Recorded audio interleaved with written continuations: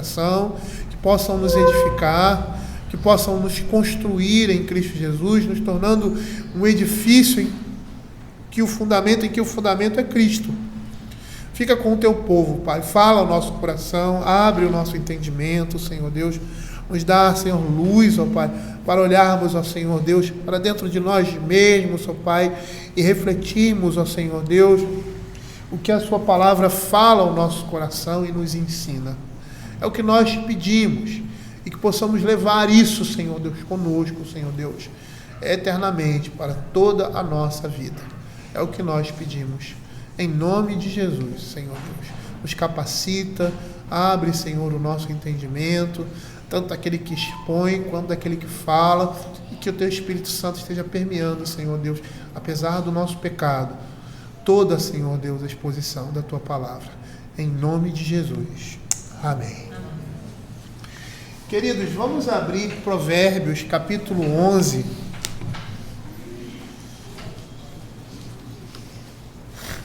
Agora, partindo para a segunda subunidade, né?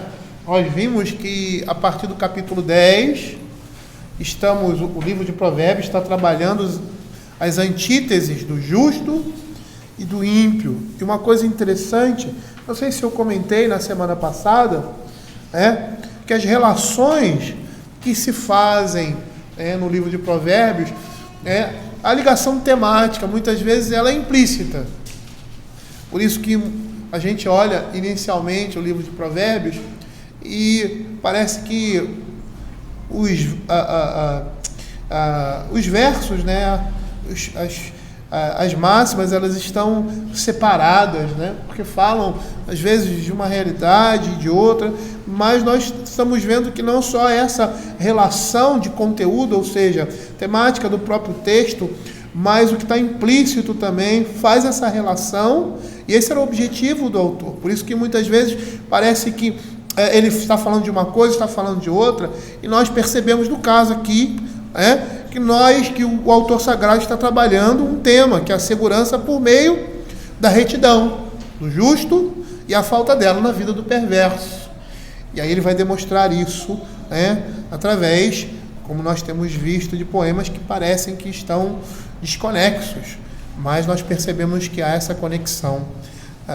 Então eu vou ler do verso 9 até o verso 15, que é a segunda subunidade do capítulo 11. A primeira nós vimos, que é até o verso 8. O verso 9 é uma transição, e é uma coisa que o autor sagrado faz muito, coloca um verso que faz a transição entre uma subunidade e outra, terminando uma e dando continuidade à outra. Então ele serve como uma ponte, e aí ele começa a outra subunidade. Eu vou ler do verso 9 até o verso 15. Diz assim: o ímpio com a boca destrói o próximo, mas os justos são libertados pelo conhecimento. No bem-estar dos justos exulta a cidade, e perecendo os perversos há júbilo. Pela bênção que os retos suscitam, a cidade se exalta, mas pela boca dos perversos é derribada. O que despreza o próximo é falta de senso, mas o homem prudente, este se cala. O mexeriqueiro descobre o segredo, mas o fiel de espírito o encobre. Não havendo sábia direção, cai o povo, mas na multidão de conselheiros há segurança. Quem fica por fiador de outrem sofrerá males, mas o que o foge o ser estará seguro. Então, como nós falamos anteriormente, nós vamos perceber que o que está por trás aqui é a segurança por meio da retidão do justo e a falta dela na vida do perverso, E, consequentemente, é lógico, o seu resultado. Percebam que essa continua sendo a linha temática desenvolvida por esses versos. E o verso 9, como nós falamos anteriormente, ele representa uma transição temática dos versos anteriores para os versos seguintes. De um lado, os versos 8 e 9, eles estão ligados, eles estão unidos pelos próprios vocábulos que são colocados aqui, que se repetem. O justo é libertado da angústia e o perverso a recebe em seu lugar. o ímpio com a boca destrói o próximo, mas os justos são libertados. Então percebam aí que há essa ligação temática do verso 8 e 9 por essas palavras, justo e liberto ou libertado. E aí, por essa leitura, fica implícito do verso 9 e 8 que os retos se encontram em uma situação aflitiva em decorrência de um modo de falar de um perverso. A gente até já viu isso com relação à maledicência, e vamos ver isso mais uma vez aqui, agora num ambiente mais, vamos dizer assim, mais abrangente, né? Então percebam aqui que há um quiasmo que se faz entre esses dois versos, que sugere lá no verso 8, na sua primeira parte, que os retos são livrados por seu conhecimento. O justo é libertado da angústia. Verso 9b, os justos são libertados pelo conhecimento. Então percebam que esses dois versos vão demonstrar que os justos são livrados pelo seu conhecimento e que os perversos, ao contrário disso, são afligidos pelo próprio discurso destrutivo deles.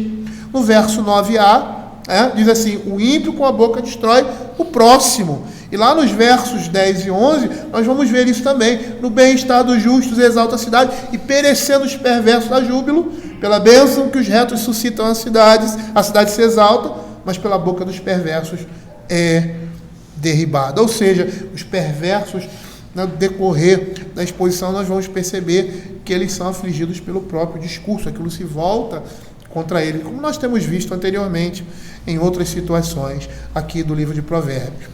Perceba que essa transição temática, ela volta, como nós falamos, à segurança relacionada à justiça, que foi dita ali nos versos de 3 a 8. E agora essa segurança se faz por meio de uma língua destrutiva mediante o conhecimento. A ideia do verso é que os ímpios, por meio da língua, vão enganar o seu próximo e que o justo, pelo seu conhecimento, não vai cair nas armadilhas que lhe são colocadas.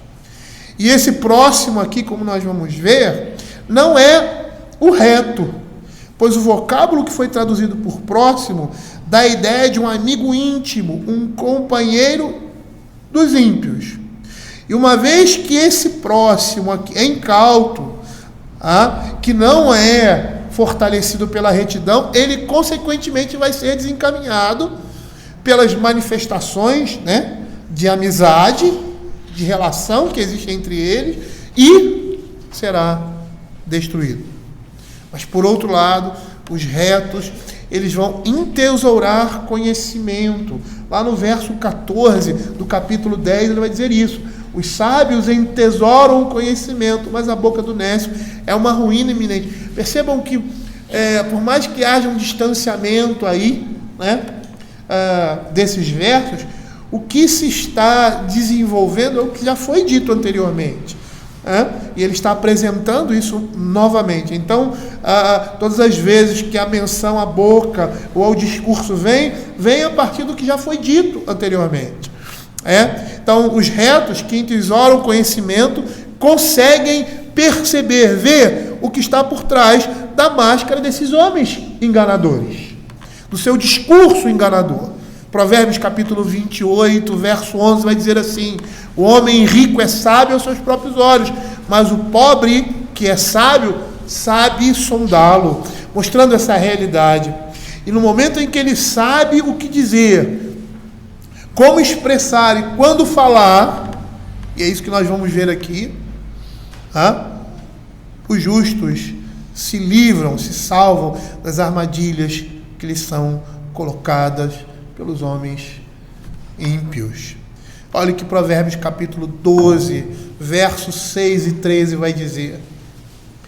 Ele vai dizer assim: as palavras dos perversos são emboscadas para derramar sangue, mas a boca dos retos livra homens. Verso 13: pela transgressão dos lábios o mal se enlaça, mas o justo sairá da angústia. É interessante a gente até relacionar isso com o que nós já vimos com relação à sedução da mulher adúltera. A sedução em que nós falamos ali com relação à sedução do próprio pecado. O início do capítulo do livro de Provérbios, quando o pai diz assim: meu filho, não entre na conversa desses homens. E qual é a conversa deles? Vem, se junte a nós. Vamos ter todos uma só bolsa. É nesse contexto aqui. E Provérbios capítulo 14, verso 3. Está na boca do insensato a vara para a sua própria soberba, mas os lábios do prudente o preservarão. Macho Henry, comentando esse verso, ele diz assim: não é somente o assassino com a sua espada, mas também o hipócrita com a sua boca que danifica o seu próximo, levando ao pecado ou ao engano, com pretextos de bondade e boa vontade. A vida e a morte estão no poder da língua, mas nenhuma língua é mais falsa do que a língua lisonjeira.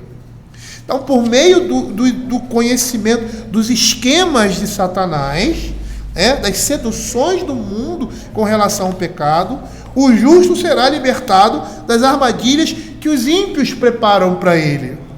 Os sedutores não enganarão os eleitos de Deus. Pelo conhecimento de Deus e pelo conhecimento das Escrituras e pelos seus próprios corações, os justos serão libertados daqueles que espreitam e que esperam enganar e, consequentemente, destruí-los.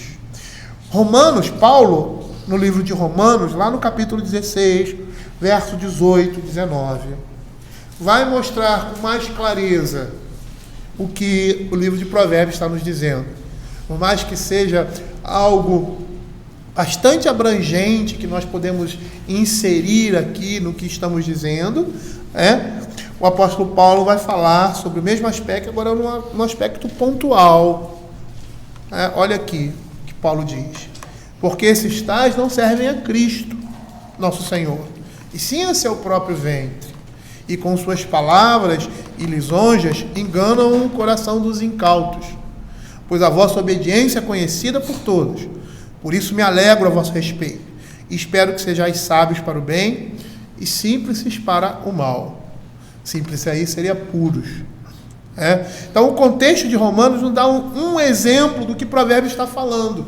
Provérbios está falando dessa mesma realidade, mas de uma maneira geral, não somente com relação aos falsos mestres, não somente com relação à falsa religião, a falsos conceitos religiosos, mas a justiça como um todo, a verdade como um todo, seja essa a verdade social ou religiosa, que na prática não vai fazer muita diferença, porque apesar do mundo não reconhecer isso, é a religião, ou seja, é o evangelho, é a escritura que rege e organiza todas as coisas. E os homens vivem a partir dela ou contra ela. Tudo que você tem de bom no mundo é fruto do conhecimento natural que nós temos da verdade, da justiça, da retidão, que se concentram e estão presentes na palavra de Deus. Os versos 10 a 15 dão continuidade a esse tema que se inicia aí nessa transposição do verso 8 para o verso 10, passando pelo verso 9. Então diz assim: do bem-estar dos justos exalta a cidade, e perecendo os perversos a júbilo. Pela bênção que os retos suscitam, a cidade se exalta, mas pela boca dos perversos a cidade é derribada. Está implícito aí, O que despreza o próximo é falta de senso, mas o homem prudente, esse se cala. O mexeriqueiro descobre o segredo, mas o fiel de espírito encobre. Não havendo sábia direção, cai o povo, mas na multidão de conselheiros há segurança. Quem fica por fiador de outrem sofrerá males, mas o que foge de o ser estará seguro. Nós vamos perceber aqui que o que Salomão está falando vai estar relacionado à sociedade. A sociedade. Coisa bem prática que nós vamos perceber aí. Às vezes olhamos o texto das Sagradas Escrituras e pensamos que ele se refere à igreja como um todo, e lógico, mas ele vai estar mostrando os frutos, o bem-estar que o Evangelho traz por meio é lógico, dos homens, né? Então quero dar uma visão introdutória aí dessa segunda subunidade que começa aqui. Eu gostaria que vocês prestassem um pouquinho de atenção. Às vezes é um pouco cansativo, mas é interessante porque esses temas eles vão voltar, né, com mais propriedade na exposição dos versos, mas chamam a nossa atenção para o que vai ser dito. Diz assim, no verso de 9 a 15, né, que essa outra subunidade, nós vamos ver reiterado o poder das palavras de revigorar e destruir a comunidade, a sociedade, né? A estrutura dessa subunidade se dá, e a gente vai ver que ela começa lá, já no verso 8 e 9, que vão tratar da vindicação, da vingança dos retos. O justo é libertado da angústia e o perverso a recebe em seu lugar. O ímpio com sua boca destrói o próximo, mas os justos serão libertados pelo conhecimento. Então esses versos tratam da vindicação dos retos. Os versos 10 e 11 vão falar da integridade pessoal e do bem-estar da comunidade. No bem-estar dos justos, exalta a cidade, e perecendo os perversos, a júbilo. Pela bênção que os retos suscitam, a cidade se exalta, mas pela boca dos perversos é derribado. Os versos 12 e 13 vão falar do desprezo e da calúnia. O que despreza o próximo é falta de senso, mas o homem prudente se cala. O mexeriqueiro descobre o segredo, mas o fiel de espírito o encobre. E os versos 14 e 15, que são o final do silêncio e do discurso discreto e indiscreto. Não havendo sábia direção, cai o povo na multidão de conselheiros. Percebam aí que é tudo por meio do discurso, da fala, né, de uma pregação, vamos dizer assim.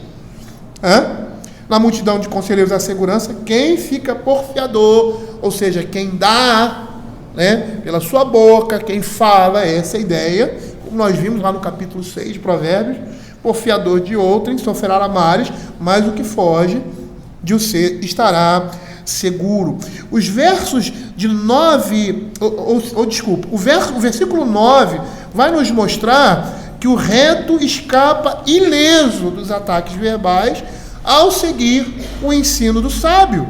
E de acordo com o verso 12, ele não contra-ataca, ele não retribui, né, no mesmo nível a maledicência. O que despreza o próximo é falta de senso, mas o homem imprudente se cala.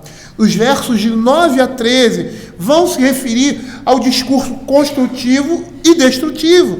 E os versos 14 e 15, que é a conclusão, eles fecham toda essa sessão. E há um momento aqui na conclusão de dar conselho a respeito dos interesses nacionais e um momento de permanecer calado por motivos pessoais. E aí nós vamos perceber que os versos de 8 a 13 e o verso 8 já entra, né, nessa subunidade anterior, a encorajar os retos a terem um comportamento prudente quando forem afligidos por esse discurso destrutivo. E uma coisa interessante aqui no livro de Provérbios, pelo menos aqui nesse capítulo, né, nós não chegamos nos que estão mais à frente, o livro de Provérbios não faz nenhuma tentativa, porque ele vai falar sobre prosperidade, de explicar o sucesso efêmero, ou seja, passageiro dos perversos. Ele não faz questão de explicar isso.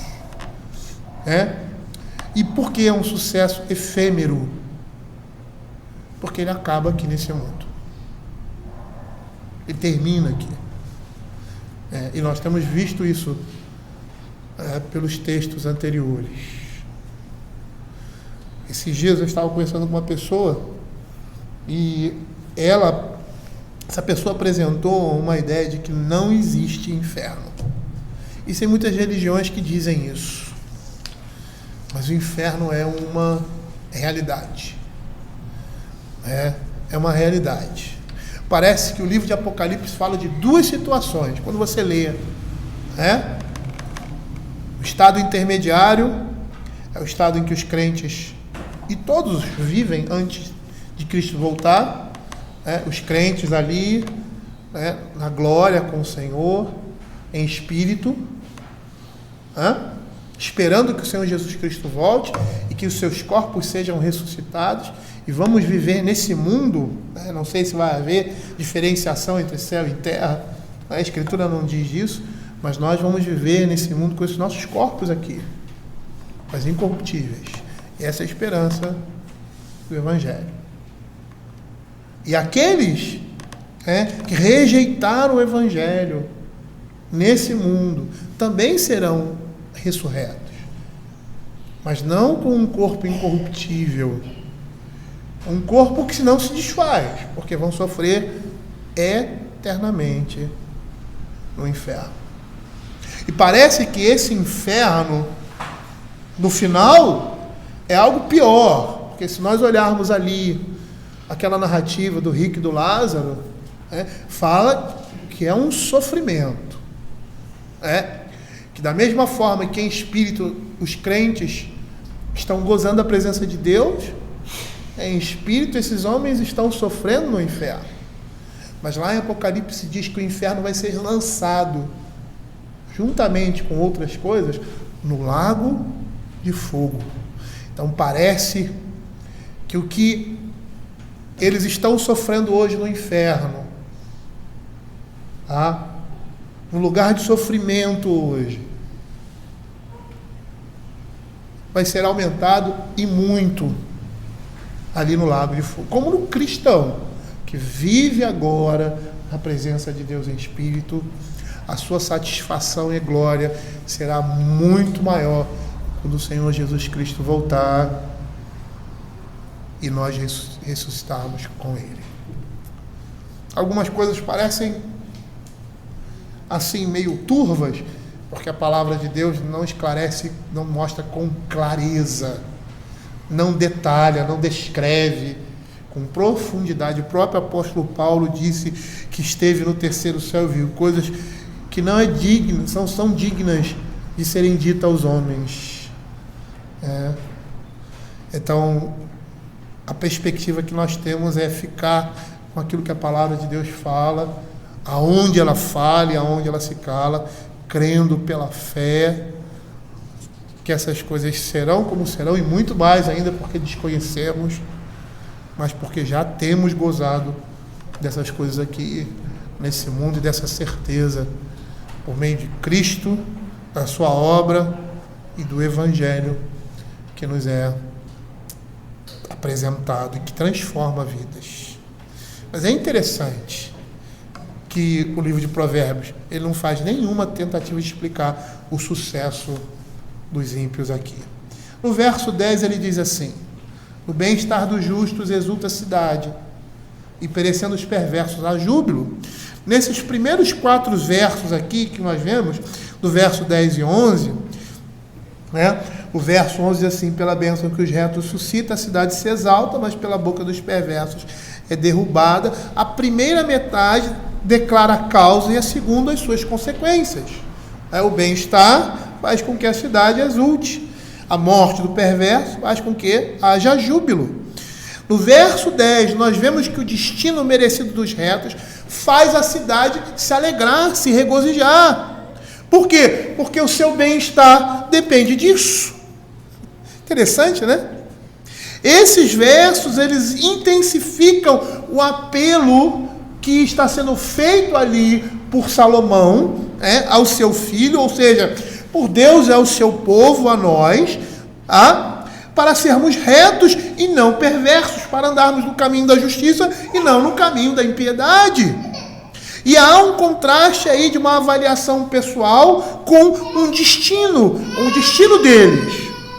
A retidão pessoal, aqui nesse verso, é um benefício, como toda a Escritura nos mostra, não só para aquele que pratica essa retidão, mas para todos aqueles que estão à sua volta.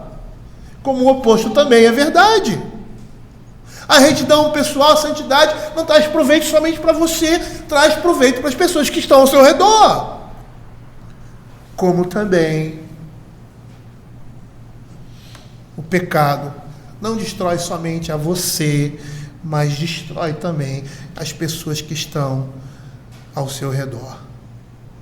E nessa perspectiva nós vamos ver os retos prosperando com a aprovação total da comunidade. A comunidade se alegra em ver que o justo prospera, em ver que o justo cresce. E ao contrário disso, os perversos perecendo em seu destino traz júbilo. Olha o que Provérbios capítulo 28, 12 e 28 diz. Quando triunfam os justos, há grande festividade. Quando, porém, sobem os perversos, os homens se escondem. Olha o que diz o verso 28. Quando sobem os perversos, os homens se escondem, mas quando eles perecem, os justos se multiplicam. Abra Provérbios capítulo 29, verso 2. Olha o que a palavra de Deus diz, e 16 também. Quando se multiplicam os justos, o povo se alegra. Quando, porém, domina o perverso, o povo suspira. Quando os perversos se multiplicam, multiplicam-se as transgressões, mas os justos verão a ruína deles. Percebam o que esse verso está dizendo.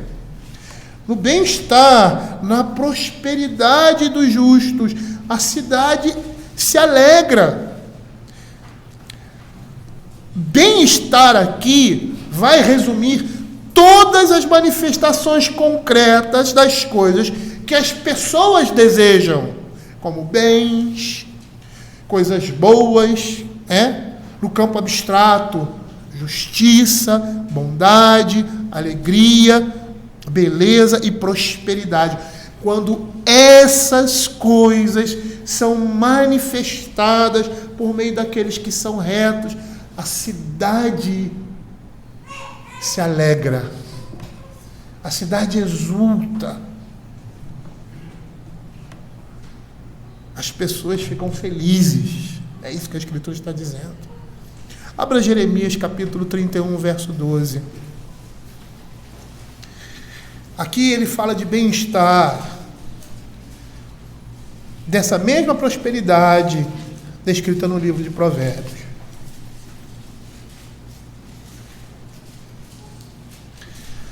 Há de vir e exultar na altura de Sião, radiantes de alegria, por causa dos bens do Senhor, do cereal, do vinho, do azeite, dos cordeiros e dos bezerros. A sua alma será como um jardim regado e nunca mais desfalecerão. Olha que interessante nós percebemos aqui. E Jeremias está falando do pacto de Deus com o seu povo, da sua restauração, né?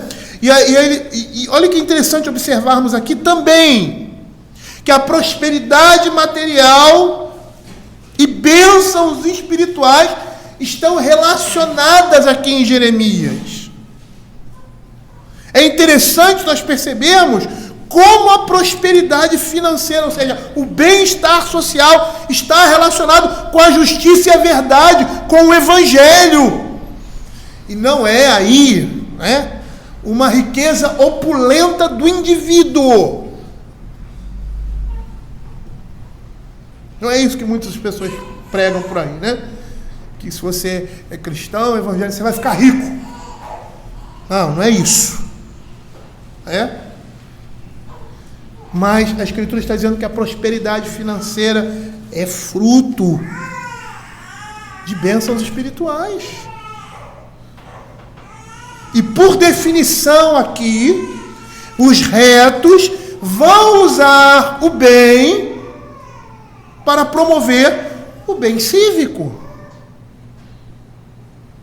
Mas em última instância, em última análise, essa prosperidade não é determinada pelo homem, mas sim em razão da graça de Deus. Abra Jó, capítulo 2, verso 10. E aí eu me lembro do que nós falamos aqui na última aula de escola dominical, citando, né, uma obra de Max Weber, que fala da ética protestante e do espírito do capitalismo. Ele dá uma abordagem distorcida, né? Mas ele dá um tiro no pé. Porque diz que a prosperidade financeira foi fruto de uma visão protestante.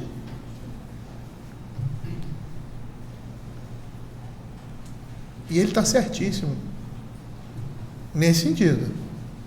Porque é isso que a palavra de Deus diz. Os países, as regiões onde o Evangelho entrou, progrediram socialmente, economicamente, culturalmente, né? Porque é isso que o Evangelho traz. Prosperidade. Olha o que Jó capítulo 2, verso 10 diz. Mas ele respondeu: falas como qualquer doida, temos recebido o bem de Deus, e não receberíamos também o mal? Em tudo isso não pecou Jó com seus lábios. Jó era um homem riquíssimo, e tinha de tudo. Ele sabe e entendia que essas coisas vinham da mão do Senhor. Provavelmente é um homem que trabalhou para isso, e que por causa do seu trabalho ele enriqueceu. Mas ele entende que não é o seu trabalho. E nós entendemos isso como homem para trabalhar e nunca chegar a um estado como chegou Jó, de riqueza, de opulência. Mas é o trabalho, é o instrumento de Deus para que o homem prospere. E ele reconhece que isso vem da mão do Senhor. E é interessante porque quando Deus recompensa o bem, a justiça, integridade, bondade, quando Deus recompensa o bem deles, ou seja, do justo, que vive em justiça, que vive em integridade, que vive em bondade, a cidade é abençoada e celebra o triunfo da moralidade. Mas quando os homens se regozijam com o mal e se opõem ao que é bom e justo, perto está da sua destruição. É isso que a Escritura vai dizer.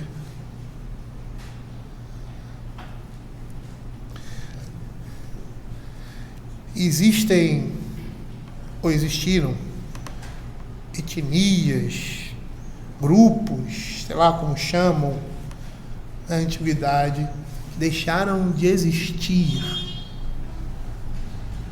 por causa do pecado. Porque o pecado que se desenvolvia ali, naquela sociedade, ultrapassou os limites toleráveis de Deus. É como nós vemos lá em Gênesis capítulo 15. E às vezes você vê determinadas nações que deixaram de existir, foram exterminadas, e vocês devem considerar, não estou dizendo que todas elas, considerar essa realidade. Rejeitaram o Evangelho, rejeitaram o conhecimento natural de Deus, viveram uma vida de pecado devastante, rejeitaram a ação ordinária do Espírito Santo, que a gente chama de graça comum. Hoje tem uma teologia nova aí de que não existe graça comum, Então, se não existe graça comum, o homem é merecedor de tudo que ele tem aqui, ele merece. Merece ter sido criado, merece as coisas de boa que Deus deu, porque não existe graça comum. E esse é um grande erro. Porque a graça comum faz com que Deus derrame chuva sobre maus e justos e injustos. Então, Deus não tem obrigação de fazer isso. Ele faz por quê? Ele não tem obrigação de nos dar esse presente. Mas Ele nos dá por quê? Por causa da sua graça. É uma graça comum, porque é dispensada a criatura que Ele criou. E Ele ama a sua criação, como criação.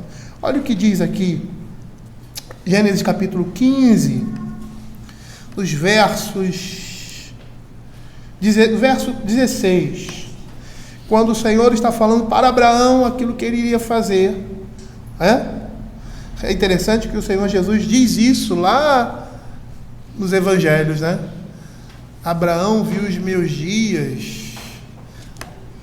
Abraão é considerado amigo de Deus, e aqui você vê um relato que está relacionado a isso, Deus falando o que ia acontecer a Abraão, Cristo, né? A teofania de Cristo. Ele diz assim: e tu irás para teus pais em paz, sepultados em ditosa velhice. Na 4ª geração tornarão para aqui, porque não se encheu ainda a medida da iniquidade dos amorreus. Então ele estava dizendo para Abraão que ele se tornaria uma grande nação, eles ficariam um tempo no Egito, 400 anos, e aí depois retornariam para cá. E esse limite de tempo estava predeterminado por quê? Porque Israel seria o quê? A vara de Deus sobre o pecado dessas nações, que iria chegar numa medida insuportável e que por causa disso eles seriam eliminados. E aí a gente vê na história de Israel como essas coisas aconteceram, né? Como essas eliminações, fugindo um pouquinho, né, do que nós estamos dizendo aqui, abrindo um parênteses, como essas coisas se deram, né? O povo de Deus querendo passar, eles indo contra, se levantando contra o povo de Deus e sendo exterminados. A providência divina se manifestando através do decreto soberano de Deus. Então, voltando ao que nós falamos lá, quando Deus recompensa o bem que os justos praticam e exercem na sociedade, a sociedade é abençoada e celebra o triunfo da moralidade. Mas quando os perversos se regozijam com o mal e se opõem ao que é justo e bom, perto está da sua destruição. Essa palavra aqui usada, exultar, no bem-estar do justo, a cidade exulta.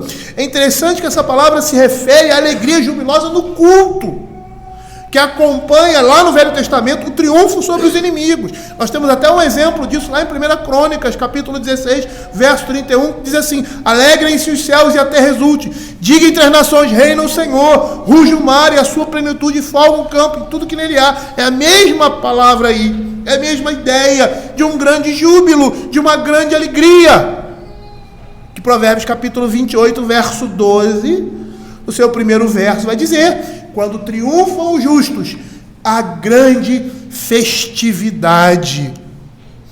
Os gritos jubilosos da boca, e essa ideia da segunda parte do verso 10, perecendo os perversos a júbilo, seria grandes júbilos que expressam a exultação de um coração contente e alegre. Por quê?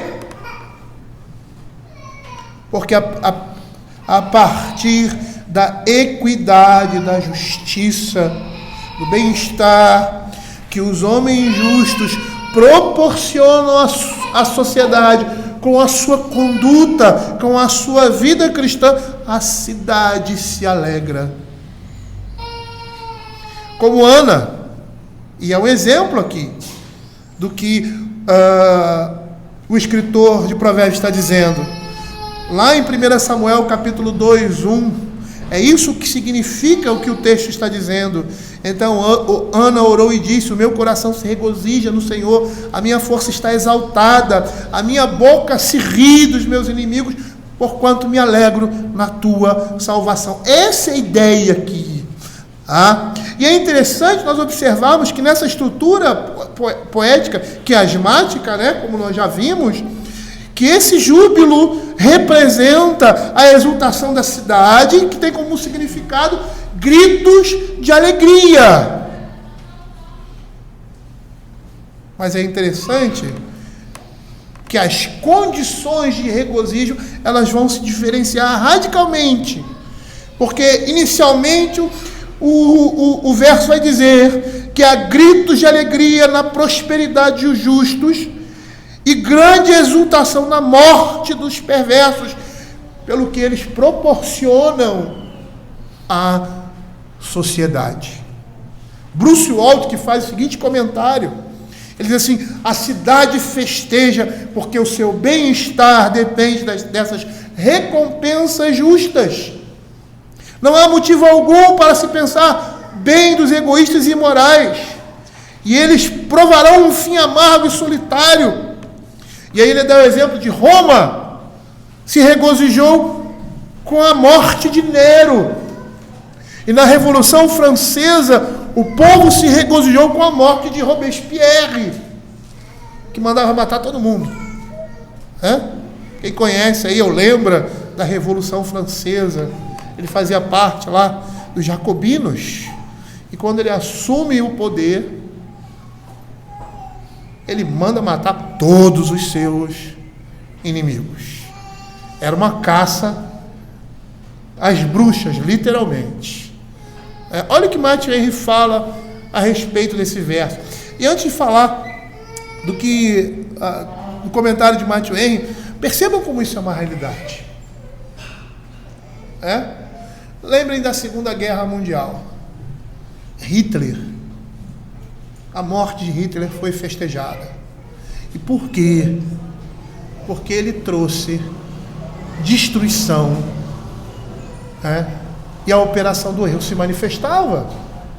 Ele era considerado um anticristo, porque na história você tem anticristos, ou seja, pessoas que ostensivamente se voltam contra o evangelho, contra Deus. Ele é considerado um anticristo, não hoje, um anticristo. Se nós fizermos uma forcinha maior, nós vamos ver a festa que foi quando o muro de Berlim foi derrubado. E nós vamos perceber em várias outras situações, até mesmo no nosso país, verdades como essa, que a Escritura está nos dizendo aqui. Quando os ímpios são retirados, a cidade se alegra. E é interessante isso, porque por mais que os homens se refestelem nos seus pecados, tenham prazer neles, eles mesmos anseiam por aquilo que é justo e bom. Olha o que Matthew Henry fala a esse respeito. Ele diz assim: aqui observamos que os homens são bons em geral, amados por seus próximos, mas ninguém se importa com os ímpios. É verdade que há alguns poucos que são inimigos dos justos, que têm preconceitos contra Deus e a santidade, e que, portanto, se incomodam em ver bons homens no poder e em prosperidade. Mas todas as pessoas indiferentes, mesmo aquelas que não vivem uma grande religiosidade, têm uma palavra boa a respeito de um homem bom. E por isto, quando tudo vai bem com os justos, quando eles progridem e adquirem uma capacidade de fazer o bem, de acordo com seus desejos, é muito melhor para todos os que estão ao seu redor deles. E a cidade exulta pela honra e pelo encorajamento da virtude. E como é o cumprimento da promessa de Deus, devemos ficar alegres por ver os virtuosos prosperando no mundo e conquistando uma boa reputação e o prestígio que merecem.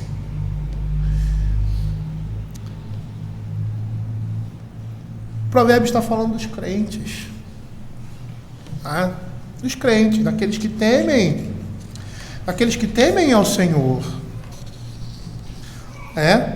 Mas é interessante que todos aqueles que praticam a justiça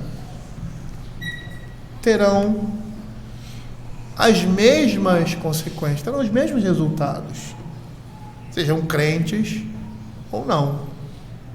Por quê? Porque toda verdade é verdade de Deus, toda justiça, retidão e bondade, por mais que seja produzida por uma pessoa ímpia, ela aponta para quem? Para o seu Criador. Há assim um ponto de tensão aqui. E que ponto de tensão é esse?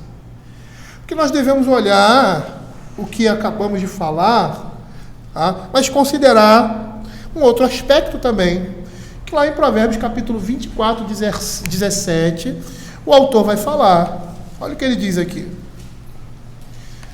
Quando cair o teu inimigo, não te alegres, e não se regozije o teu coração quando ele tropeçar. Uma pessoa, um indivíduo não deve se alegrar necessariamente com a queda de um ímpio, de um inimigo, mas com a cessação do mal que ele traz. E aí, a gente deve demonstrar amor e temor quando da aplicação da justiça. Por quê? Porque também são seres humanos. E quem conhece a história da Revolução Francesa vai ver que esse é o caso de Robespierre. Ele se torna algoz daqueles que eram algoz sobre eles, de uma certa forma, né? Provérbios capítulo 25, versos 21 e 22, olha o que a palavra de Deus diz. Se o que te aborrece tiver fome, dá-lhe para comer, dá-lhe pão para comer, tiver sede, dá-lhe água para beber, porque assim amontoarás brasas vivas sobre a sua cabeça, e o Senhor te retribuirá. E é interessante esse ponto de tensão, porque a gente precisa ter aí um meio termo. Provérbios está chamando a nossa atenção para essa realidade, uma realidade presente, porque quando o mal se instala, todos sofrem, até mesmo aqueles que gostam do mal. Não tem como o mal trazer prazer, o pecado trazer prazer e satisfação todo o tempo na vida de uma pessoa. Ele não tem esse caráter. A característica do pecado é destruição. Então, quando se tem um alívio da opressão, do pecado, até mesmo os pecadores se alegram. É interessante isso. Olha o que Matthew Henry fala sobre essa parte, né, B do capítulo 10, do verso 10. Ele diz assim: os ímpios podem talvez ter aqui e ali alguém que lhe deseja o bem, e entre os que são, de maneira geral, como eles, mas entre a maioria dos seus próximos, eles obtêm apenas má vontade. Eles podem ser temidos, mas não são amados, e por isto, quando perecem, há júbilo. Todos se alegram ao vê-los desgraçados e desarmados, afastados de posições de confiança e poder, expulsos do mundo, e desejam que nenhum problema maior venha à cidade, porque esperam que os justos possam tomar o lugar deles quando sofrerem angústias no lugar dos justos. O verso 8: o justo é libertado do dia da angústia, o perverso a recebe em seu lugar. Que, portanto, um senso de honra nos conserve nos caminhos da virtude, para que possamos viver desejados e morrer lamentados, e não ser expulsos do palco da vida sob as vaias da plateia. E aí ele cita dois textos. Jó capítulo 27 e 23, que diz assim: a sua queda lhe batem palmas, a saída o apulpam com assobios. Apulpar aí é vaia. Apulpar com assobio são vaias. E o Salmo 52, versos 6 e 7, diz assim: os justos vão de ver tudo isso, temerão e se rirão dele, dizendo: eis o homem que não fazia de Deus a sua fortaleza, antes confiava na abundância dos seus próprios bens, e na sua prosperidade se fortalecia. Eu vou parar por aqui.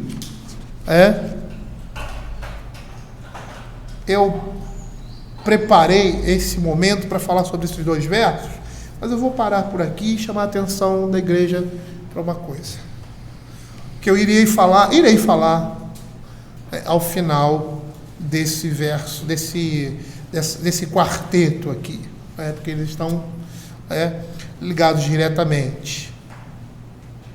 A importância de nós, como crentes, vivermos em justiça e retidão procedente da verdade. É interessante que há um paradoxo que a gente vê na própria Escritura. Ali, quando a igreja começa a se desenvolver e a crescer, saindo dos portões de Jerusalém, que que a igreja crescia e que a sociedade, a multidão das pessoas simpatizava-se com ela. E por que se simpatizava com o cristianismo? Pelo que ele representa. Eles não queriam se unir, até por causa da perseguição que o Império Romano e os judeus estavam imprimindo sobre ele, mas eles eram simpatizantes deles. Porque não há como não simpatizar com o verdadeiro Evangelho, o Evangelho que nos é apresentado aqui pela palavra de Deus. E nós, como crentes, temos a responsabilidade de exercermos essa justiça, bondade, retidão nas nossas atividades. Porque aonde nós estivermos, nós traremos alegria. A alegria do seu chefe, do seu patrão, saber que ele pode contar com você. A alegria de um colega que trabalha junto com você e que ele sabe que trabalhando com você, ele estará tranquilo. Eu poderia citar outras coisas que mostram que a retidão e a santidade traz fruto, não somente para você, mas para aqueles que estão ao nosso redor. Por isso que o Senhor Jesus, lá em Mateus capítulo 5, versos de 13 a 16, ele fala sobre o sal da terra e a luz do mundo. E quando ele fala sobre a luz do mundo, ele diz para que os homens vejam e glorifiquem a Deus. E a ideia ali é de conversão. As pessoas vão ver e vão ser chamadas, vão sentir sede, que é isso que o sal produz, como uma comida salgada, você quer beber água. Sede pelo Evangelho. A responsabilidade que nós temos diante da sociedade, de mudar essa sociedade. Se nós, crentes, brilharmos a luz de Cristo, essas coisas trarão benefícios para as pessoas que estão ao nosso redor e para a nossa cidade, para o nosso país. Eu não sou pós-milenista, a nossa teologia é a milenista. A gente sabe que o fim está próximo, a gente sabe que a maldade vai crescer no mundo, mas percebam que nessa perspectiva, juntamente com a maldade crescendo no mundo, o Evangelho também vai. E não é porque o Evangelho é menos poderoso, não, pelo contrário, porque o Evangelho representa o poder de Deus, mas porque todas essas coisas já foram profetizadas e descritas na Escritura. Que a iniquidade iria aumentar, e paralelamente a isso a igreja iria avançar. E quem teve condições aí, hoje esteve presente na exposição que fizemos de Provérbios em 2 anos e meio, Provérbios não, em Apocalipse de 2 anos e meio, percebe isso claramente pela exposição do livro de Apocalipse, claramente, o pecado avançando, ou seja, na realidade não é avançando, é o juízo de Deus avançando, e a igreja, paralelamente a isso, se desenvolvendo, crescendo e chamando os eleitos para dentro da arca, como ali em Noé, que os animais vinham e entravam na arca de uma forma sobrenatural. E é assim que as coisas vão acontecer. Mas enquanto esse fim não vem, essas realidades estão presentes. Como estão presentes em toda a Escritura, ou no próprio momento em que Salomão viveu, ele vivenciou muitas coisas, ou por meio dos seus avós, bisavós, ou por aquilo que ele viria, ou por aquilo que viria, melhor dizendo, depois, com os reis de Israel. E essa é uma verdade, e que nós precisamos Nos atentar para isso, porque esse é um dos objetivos de Deus na nossa vida. Dar um doce a esse mundo, em meio ao amargor do pecado. Fazer a diferença, fazer o contrapeso na balança. Como a gente vai apresentar mais adiante, como foi com Sodoma e Gomorra. Se tivesse 50 justos,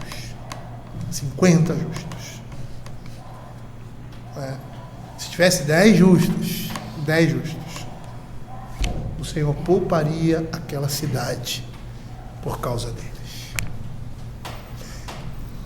É uma grande responsabilidade que nós temos, também uma grande missão. E às vezes a gente olha e a gente não, Senhor, eu, você está dizendo que eu vou conseguir isso? Vai. E é engraçado porque essas coisas a gente olha, a gente vê, as coisas espirituais são assim, ou seja, espirituais entendam uma vida de santidade e as coisas estão relacionadas a isso. Você olha assim, você não vai conseguir. Você olha, como? Mas é uma coisa que naturalmente acontece. Quando você, entenda, né? E aí tem a nossa responsabilidade. Se entrega de todo o coração nas mãos de Deus. E é isso que o escritor do livro de Provérbios queria que o seu filho fizesse. Se entregasse de todo o coração, sem reservas, a Deus.